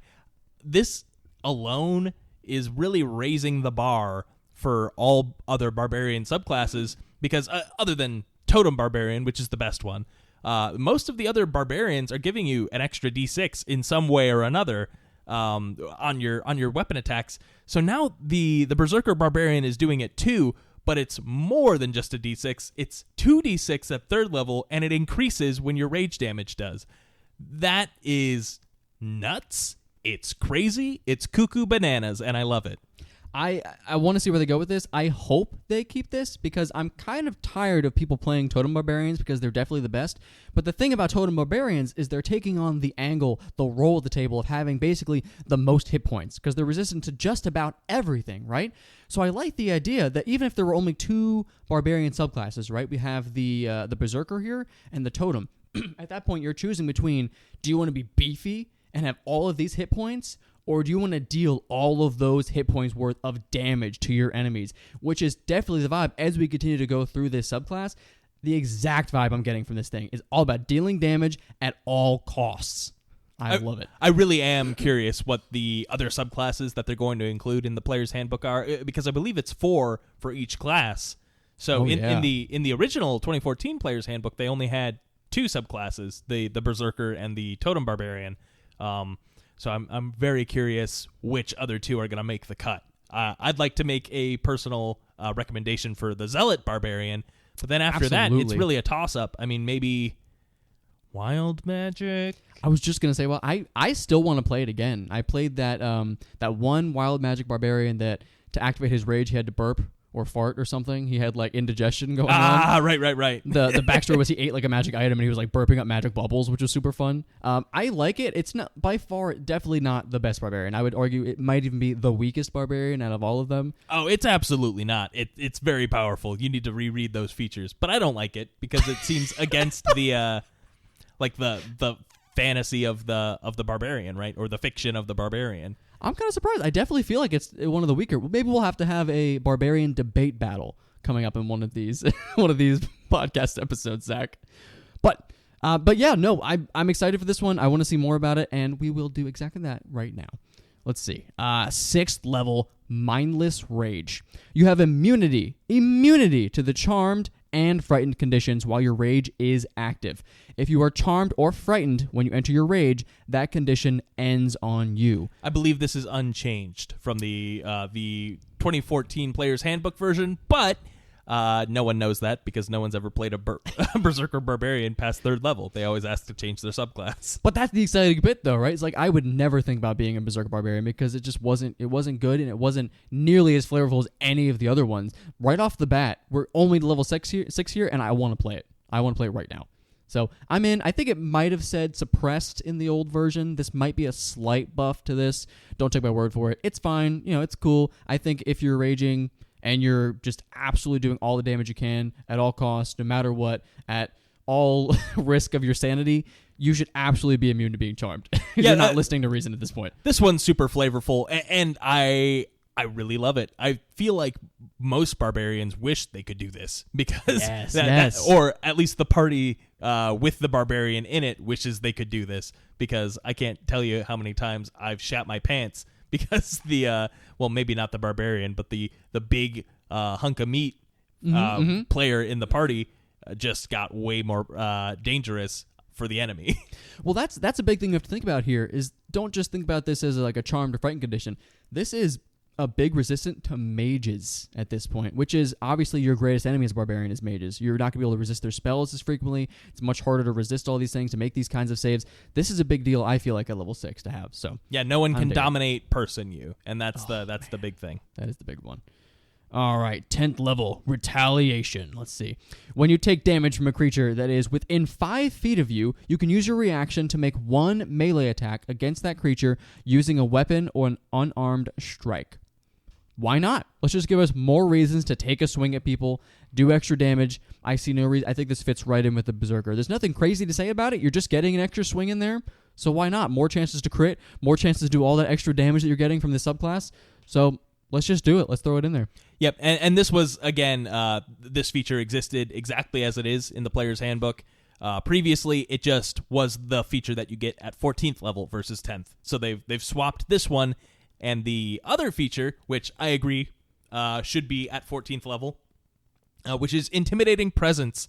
As an action, you can strike terror into others with your menacing presence as you swell with primal power. When you do so, each creature of your choice within 30 feet of you, or 60 feet if your rage is active, must make a wisdom saving throw.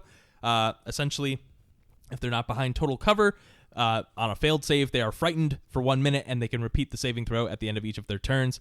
Using an action to do this is a big ask, but frightening everyone within 60 feet of you is a lot of power. So I like it, and I think that it wouldn't make sense that the Berserker couldn't make people cower in fear, because it really goes hand in hand with the idea of this unstoppable Berserker barbarian who is just really big and scary. Yeah. Especially when they're raging. Yeah, I like the ability flavorfully. I think it's fun. I think it's interesting. It's something that you might not always get to use in combat, or maybe it's not always worth using in the heat of the moment, but I think it's fun. It's flavorful. I think it's interesting that they changed the radius if you were raging. I feel like you're going to be raging anyway, especially if this is an action. You get bonus action rage. So that's fine. I think it's a little odd, but it's cool. It's similar to an ability the Long Death Monk has. I think they actually get it relatively the same level. It's like Harbinger of Death or something, or like Fear Me kind of a vibe where, you know, they just make everyone fear them within the general area. So it's cool. I like it. I think it goes, again, in with the theme, and it fits well with this subclass because we just talked about retaliation. So if you use your action to do this, you could still then use your reaction to hit people more. So, you know, why not have more options to hit them if you are bypassing your action to do that? Yep. And you can only do this once per long rest, but you can also expend a use of your rage if you'd like to do this again. I think that's fine. I probably wouldn't do this, but the option's there. I mean, you do get 6 rages total at the end, and then you also regain any rages, or regain a rage when you roll initiative at a certain level as well. So. Have you ever run out of rages, Zach? Have you ever run out of rages? Yeah, all the time. Really? Do you really? Well, no. At low level, you'll run out of rages. But most of the barbarians that I've played haven't been in. Well, none of the barbarians I've played have been in a full campaign. So, That's true. So usually I'm playing a higher level barbarian, and it's a one shot. So we're getting in one combat anyway. Okay, so maybe I need a little more experience then, but I personally, in all the one-offs I played, because I've never played a barbarian in a campaign, agreed, I've never had trouble with dealing with these. I always have rages available, and especially at a higher level, you're going to get them back anyway, so I think it's cool to have the option, but you have plenty of rages, guys. You're good to go. Shouldn't be an issue. Fighters! Fighter. Let's talk about fighters. So the fighters right off the bat feel way better. We talked about the weapon mastery before. They do get all the way up to 5, like we discussed, which is 1 more than the barbarian. I kind of wish they had more than that, but in the same sense, I don't necessarily know if they need more than 5 weapon masteries. I just feel like they deserve it as the fighter. You know, like I feel like they need it on principle, just That's to be fair. A little more customized. I defy you to find a reasonable way that someone could be carrying more than 5 weapons on them, though. But like that's the thing. I want to be the Doom guy with this new fighter because they specialize all these different weapons. So I want to swap to my chain gun. I want to swap to my chainsaw, and then my shotgun, and then like I want to swap through all these different weapons and use the best weapon mastery for that fight. I mean, I guess maybe you've got your bag of holding, and you just reach into the weapon wheel and pull something out. That's fair. No, they're just all in my back, Zach. They're all just sitting there right on my back. They just clank it around, and somehow I still get good stealth checks as my fighter. But, It makes me think of, for the original Legend of Zelda, I believe it was in the manual, there's like a picture of Link with all the items that you collect in this game. Oh. And he's got like all this shit on his back. Like he's got a full step ladder, a raft, a bow and arrow, bombs, the fucking, just way too much shit. And he's just carrying it all. I mean, it makes perfect sense to me. I don't see why you couldn't carry all that around. You just have to do a carry build, Zach. So I want to describe how my character has that life raft and that step ladder on his back. just as a fun thing. Like, think about doing anything fun in any like role play situation in D&D. It's super serious and super dramatic, but you take a step back from the scene, just looking at it visually, and it's just this guy who's super serious, like at this gala, right, talking to like the chieftain of the tribe, right? He's just got a life raft on his back. Yeah, like, what is happening? He's here? got his 10-foot pole. Yeah. Just all. That's ridiculous to carry around a 10-foot pole. I don't care what size you are. Even if you're like a 7-foot tall Goliath, it's not working. It's not working for you. All right, let's see. But an 8-foot tall Verbolg. Maybe. I mean, that's still 2 feet higher than your head. That's You just hook it up higher, so it's like an antenna. You're like a communicator in the army. You're good to go. It only works outside. Let's see. So we have a couple design notes here, which I actually appreciate. I don't know if they put design notes in the previous UAs here. No, they haven't. But so I love this about this Unearthed Arcana because there's so much content here. They make it easy enough to digest. So if you don't want to, sink your teeth into every minutia about all of the classes, they do give you the highlights about what's actually changed right up front, and they do that for all of the sections. So Weapon Mastery has a Cliff Notes version. All the spells have I think the spell section has a Cliff Notes version about what's changed, and the rules glossary and etc. So anyway, continue. Okay, so we'll jump right into that one. Let's see, Persuasion. So apparently Persuasion has been changed. It has been added to the class's list of skills with an eye on the fantasy archetype of the persuasive warrior who leads others. I think that's cool. I like it, especially if you're going to go a samurai fighter, which to me is very charismatic. I feel like they're going to be a little more of like a role-play option for your fighter. I like it. I don't see a reason not to. Why not have the ability to persuade people and inspire them with your commanding presence? Yeah, right? I mean, this is shit that monsters get all the time. They get their, orc war chief shouts out and everyone makes their attack or whatever the case. I hate when that happens to me, though. It's terrible. Oh, absolutely. But it's cool that they're considering that. Okay. We're getting a little Purple Dragon Knight up in here. By far the most OP fighter of all time. Yeah, at the same time, if I wanted Persuasion on a fighter, I'd just take a race that could get it. Yeah. Or choose a background that has it, oh, that's true. Especially since they're so customizable now. Yeah, Knight of the Order, or like you mentioned, any background now could have it. Basic quality of life. I think that's cool. I have no complaints. Second Wind can now be used more than once between long rests without requiring a short rest. That's cool. So right off the bat, you get 2 second winds instead of 1, going all the way up to 4 at the minimum of 10th level. I'm seeing a lot of 10th level caps on these barbarians and fighters, which I think is kind of interesting. Well, and it's the same for, I believe, for Channel Divinity and Channel Nature and all that stuff as well. Also caps at 10th. I wonder if they're doing that just because it's harder to get to 20th level, so they want them to experience more options earlier. I don't know. But I think it's a little interesting seeing it at 10th level. Either way, extra second wind on fighters, that's great. It just makes them more reliable, more competent. They have the ability to get extra hit points for themselves without inconveniencing, the healer's action, that kind of thing. So, no complaints. I think that's cool. Why not give them more stuff? Also, Weapon Mastery is a new first level feature, which we've already talked about, so we're good to go there. That's cool. It's interesting. I want to jump a little more into them, though, because I feel like that's not the only thing. Well, yeah. So I'll interrupt you and continue. I'll allow it. Thank you. So at first level... I'm sorry. Go ahead, Zach. At first level, the fighter gets a fighting style.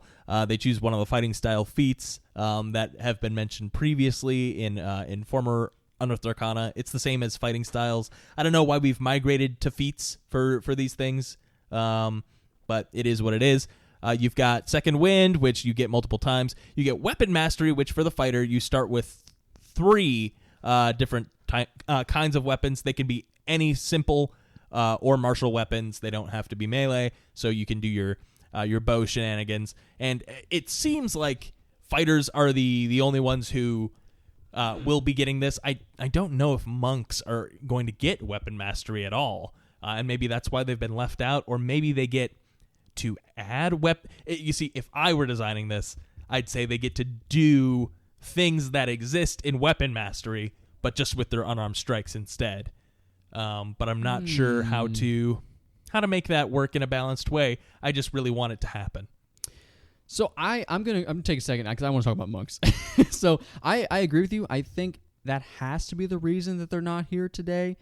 But also, I didn't expect them to include all the mages. So I'm not quite that's crazy. exactly sure where they're going.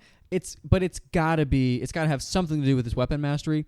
To your point, they don't use weapons for the most part. Of course, they can have their monk weapons, right? But maybe the text is just that they get any of these, but they can use their fists. I guess that's the only thing I can think of. I wanted to see monks today. To be honest, I think I love the mages, and I'm very excited. And we'll talk about them later. I promise, guys. There's so much good stuff. But today, even more than the 3 mages, I kind of wanted a full group. You know, we saw all of the experts. We saw all of the priests. All the priests. But not in one Unearthed Arcana, to your point. It's only the experts and now the mages that we've had in, like, one group together. Yeah, but I wanted the full warrior group. I wanted all the fighters. I wanted to see the monk in there to see what they did with it. I feel like there's a lot they could have done with the monk, especially since I think a lot of people would agree that monks are very strong in the current game today. Like, there's a lot of options that they have. They could do a lot of things that other people can't, and especially with flavor too. Like, you know, just like not aging later on and not having to eat stuff like that. I mean, I'll argue against you. It seems like since Tasha's Cauldron of Everything, monks are the new pick for the weakest class. Really? Yeah. That's surprising because I feel like the way of the Astral Self was very strong. Way of Mercy is very strong. I still feel like Open Hand is, I think the original monk, it's still very strong with their Quivering Palm ability and all that. And their ability to heal, too. Yeah, I think the issue is monks at low levels just don't have enough key points to do everything that they want to do. But once you get up in levels, then you've got, you know, more than enough key points to fuel all of your abilities, and then you start feeling like you're a valuable member of the team. All right, well, we'll get into it later. Maybe we'll talk about monks a little more in the post-show here. But I do want to mention, we're talking about Action Surge here, which they did kind of nerf Action Surge. I don't know if you caught that, Zach. I did. Every multi-classer is really just so sad at what's happened to our boys. And it's funny because you're a big multi-class guy, Zach, I know, and I catch a lot of the strategies and the synergies you guys use at the table, right? So it's funny as these things pop up, we're catching like, oh, that's killing multi-class. Oh, they're trying to get away with that. You know, they already did it with the cleric, they did it with the rogue, they're doing it with this guy now. They're doing it with warlock too, which we'll talk about later. But a lot of multi-class restrictions here. They're really trying to push you towards those epic boons. They're trying to get you to 20th level with that one character, which I'm all for because it's what I do anyway. So hey, reward me for what I'm already doing. I'll take it. But it is a little sad to see that you don't get an extra bonus action with your Action Surge. I was kind of hoping for more. Well, you know, what I'll say about that is that in the 2014 Player's Handbook, there is nothing that says that you get an extra bonus action with your Action Surge. It's one additional action.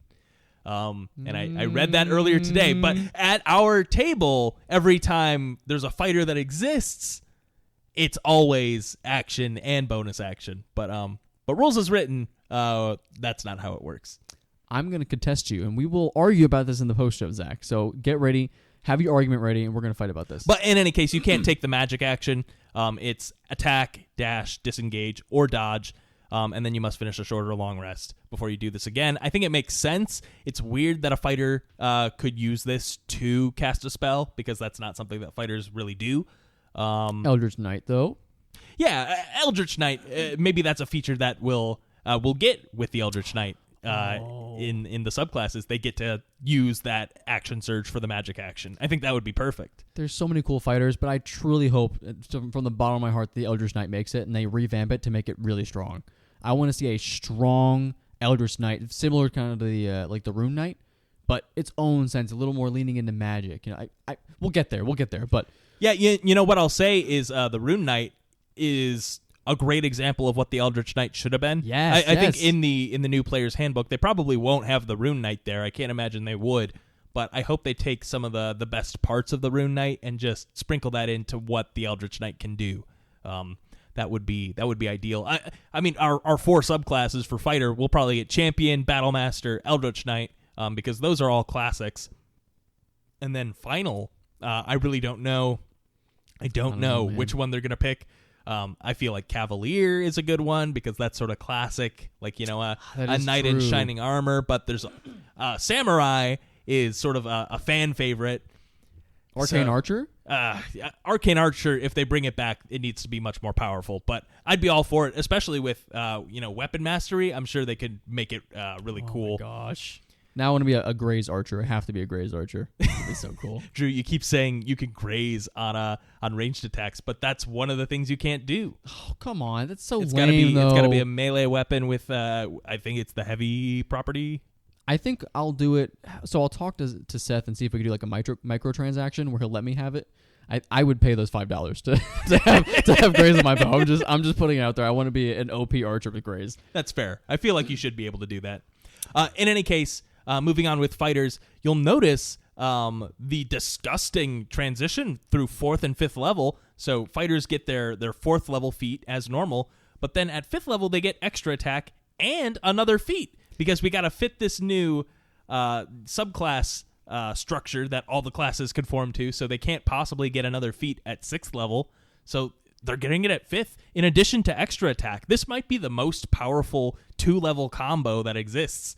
Is you're getting your 4th level feat and then a 5th level feat just back to back. Really, at that point, so I say we're shitting on multiclassers, but this is the multiclasser's dream. You know, you get in with your little 5-level dip, and then you've got everything that you could possibly want for the fighter. You never feel tempted to go back for that 6th level to get the 6th level feat. No, you don't need a 6th level. Who cares about that?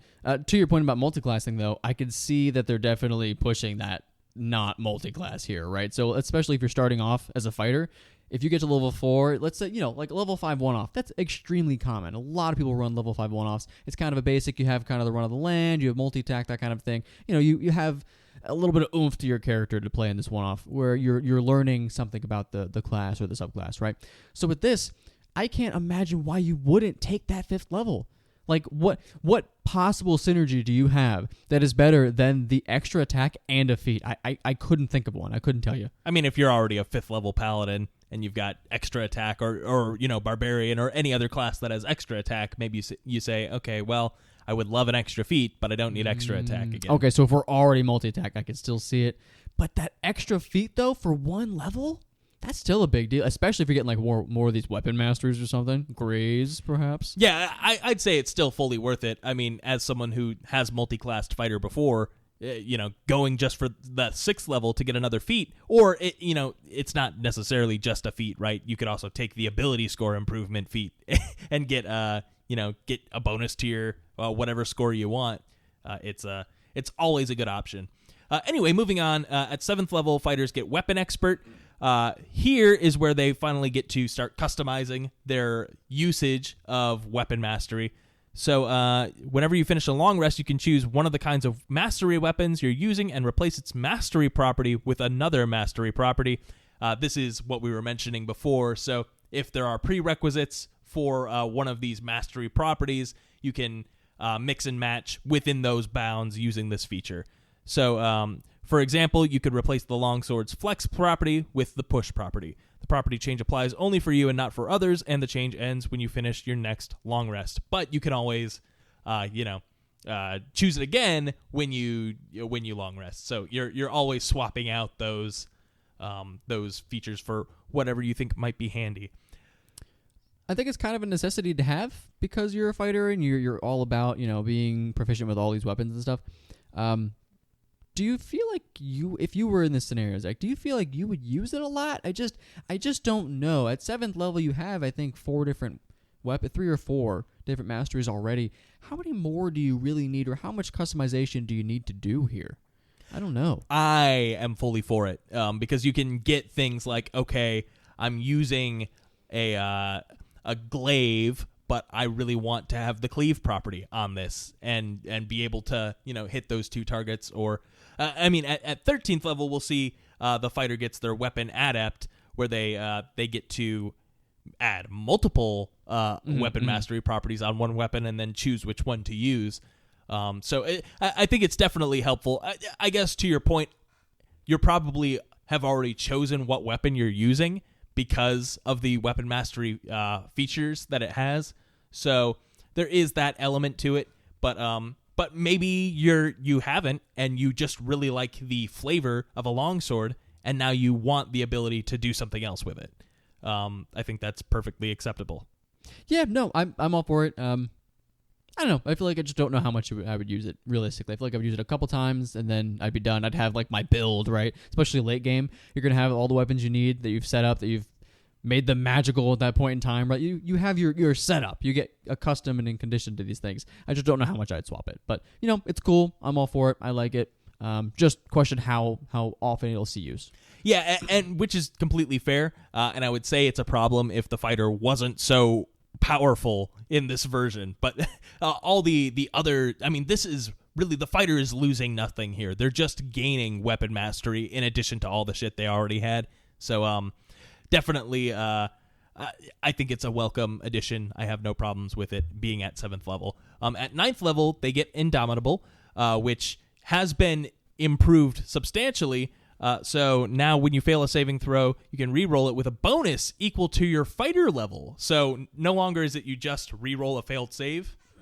Now you're adding a minimum of 9 to that re-roll, meaning that it almost always turns a failure into a success, which really is necessary for this feature because in the 2014 Player's Handbook, you only had one use of this at 9th level, and then you get additional uses later, but it was just a reroll. A -1 intelligence is a -1 intelligence. You're not succeeding that saving throw against the Mind Flayer no matter what you do.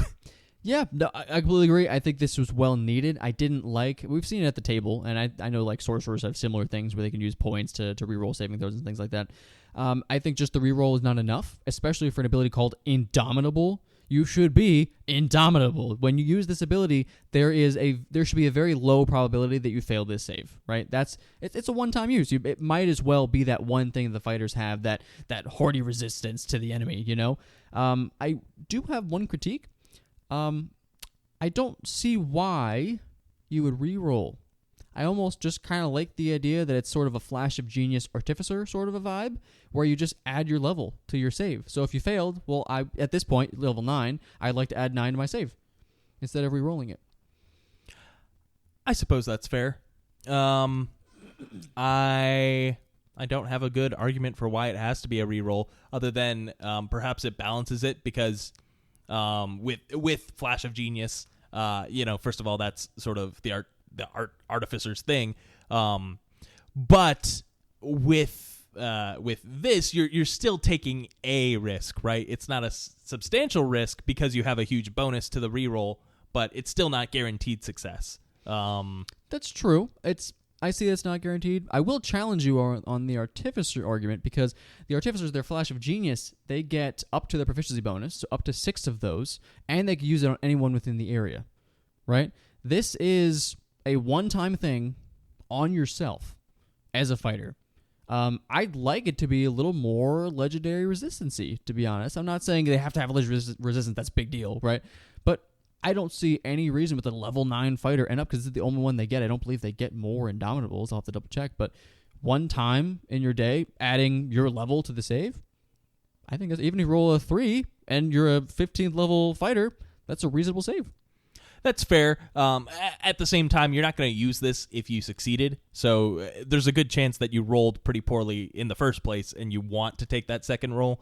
But that's fair. It's a fair enough point. Why not let you re-roll and choose the higher of the two, and then add the fighter level? I don't think that's too overpowered. I know some people do homebrew it where Indomitable is just legendary resistance. So I think this would be a healthy compromise. In any case, 11th level, you get 2 extra attacks. Now the feature is called 2 extra attacks, which I think is fun. That actually is kind of funny that they called it that. Why didn't they just call it like multi-attack upgraded or something? Well, before they called it just extra attack again, but there wasn't like a. I don't think there was an additional feature for it. They just called it out in the fighter table. It would say extra attack with a 2 in parentheses, and then you get extra attack with a 3 in parentheses. So I like that it's in the actual list of features. I don't have any problem with that. Weapon Adept, like I mentioned, when you use your Weapon Expert feature on a kind of weapon, this is at 13th level, you can give that kind of weapon 2 properties rather than 1, but you can only use 1 property at a time when you make an attack roll against a target with that kind of weapon. and you have to decide which of the two properties applies to the attack when you make that attack roll before the attack hits or misses. I believe we've discussed this previously. So you could have graze and push on the same weapon, but then you have to decide in the moment whether or not you want to bet on that attack hitting or if you want to bet on it missing to get which benefit. So that's interesting. You're a betting man at that point. I hadn't thought about it that way.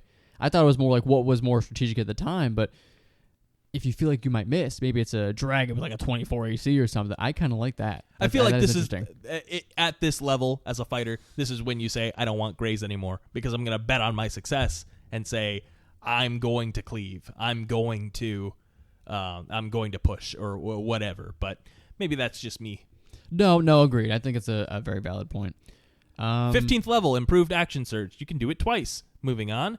At 17th level, unconquerable. When you're in great peril, you can tap into a deep well of resilience within yourself. If you fail a saving throw and your indomitable feature is expended, you can use it again by expending a use of your second wind, which also heals you. So rather than having multiple indomitables, you can use your second wind to indomitable again, which means your total for indomitable at this level is actually 5.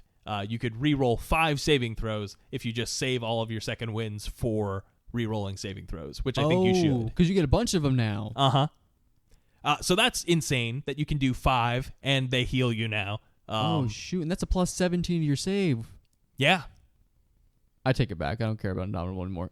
This is great. No, this is solid. I just want to say I love the names. The Unconquerable, Indomitable. Like, I feel like I'm a total badass playing this fighter. Like, no one can take me down. I feel like the barbarian equivalent of fighters at this point. And then, of course, at 18th level, you get 3 extra attacks. That's the name of the feature. And then 20th level, you get your epic boon. The subclass featured for the fighter is the champion. We'll get right into that. So at 3rd level, first of all, they have a new feature called Adaptable Victor, which I didn't think they needed. What I'll say about this is the best case anyone's made for playing a champion fighter. For like a veteran player, this seems like such a fun subclass now, even though it's simple enough. So at 3rd level, Adaptable Victor, you've studied your friends and foes alike and learned that victory relies on adaptability. When you finish a long rest, you gain proficiency in 1 skill from those available to the class at 1st level. This proficiency lasts until the end of your next long rest. So you get 1 proficiency that you get to switch out each time you long rest. It's nice. It'll probably sit in 1 skill, knowing that, well, for me, it would definitely just sit in 1 skill because I don't want to swap it out all the time. But it's nice that you have that flavor there, that the champion is always trying to think about how they're going to win and making sure that they're prepared. So really, it's nice for flavor there. I almost think that this kind of feature would also be appropriate on the Battle Master, just because they're sort of the more intelligent fighter. But it's fine on the champion as well.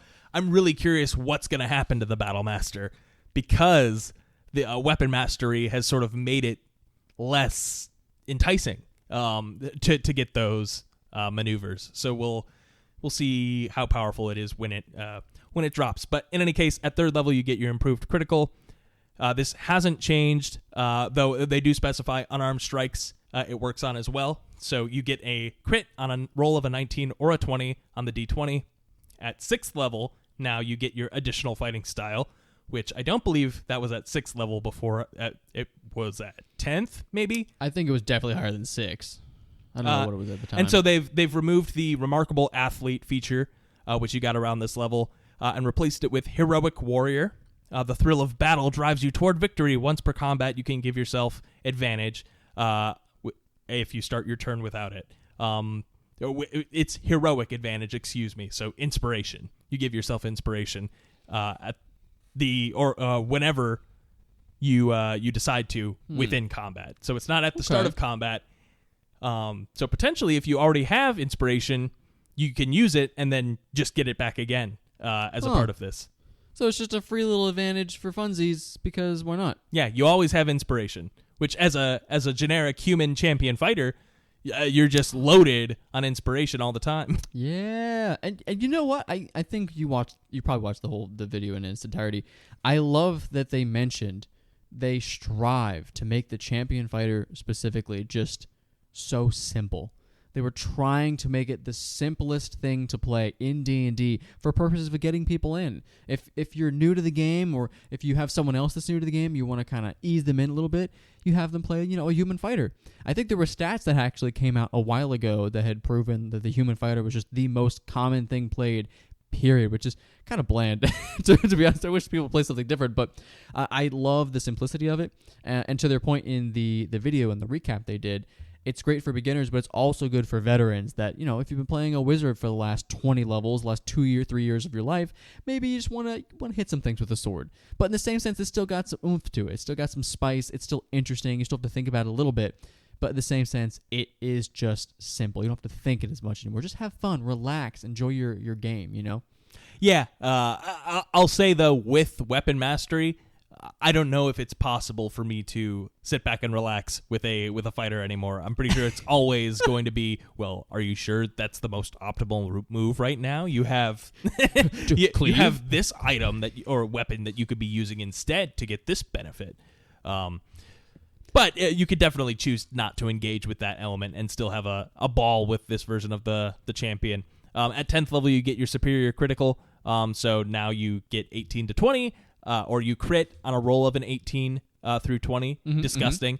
And then at 14th level, I believe this is a new feature, Survivor. You defy death. You have advantage on death saving throws. Moreover, when you roll an 18 through a 20 on a death save, you gain the benefit of rolling a 20. So you get improved critical on your death saving throws. That's kind of disgusting. Absolutely disgusting. And I love it. Oh, no, 100% I want it. But that's a lot. 18 through 20, you get up with 1 hit point.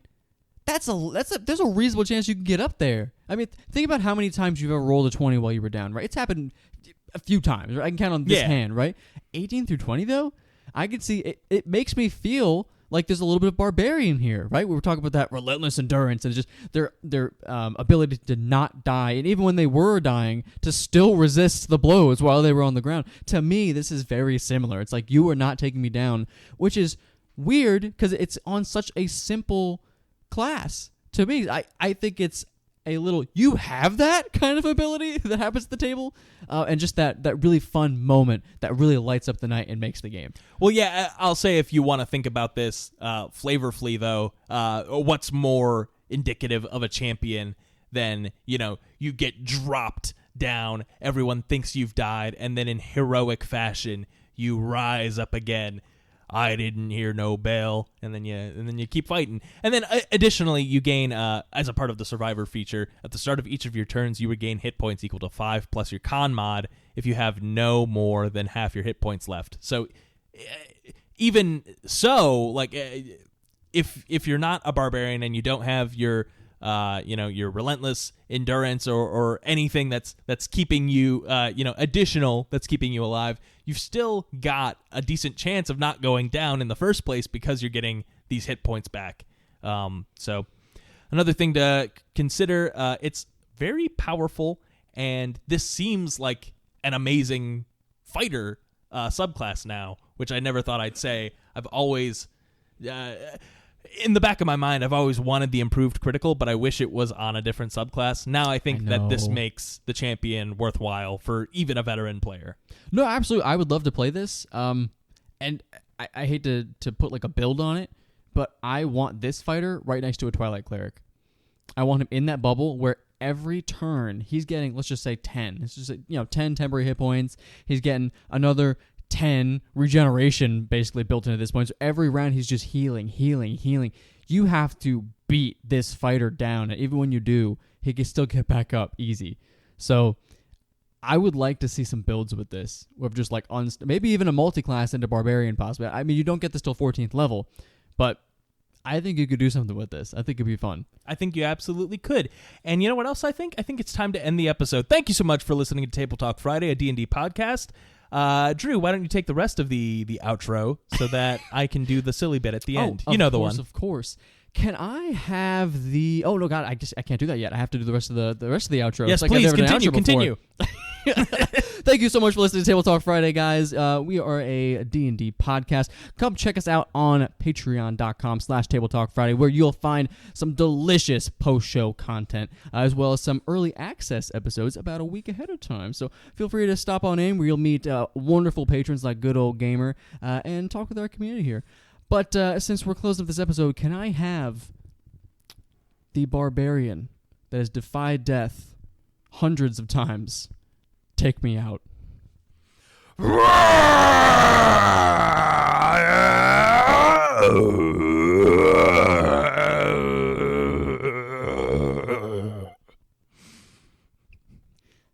Thanks for listening.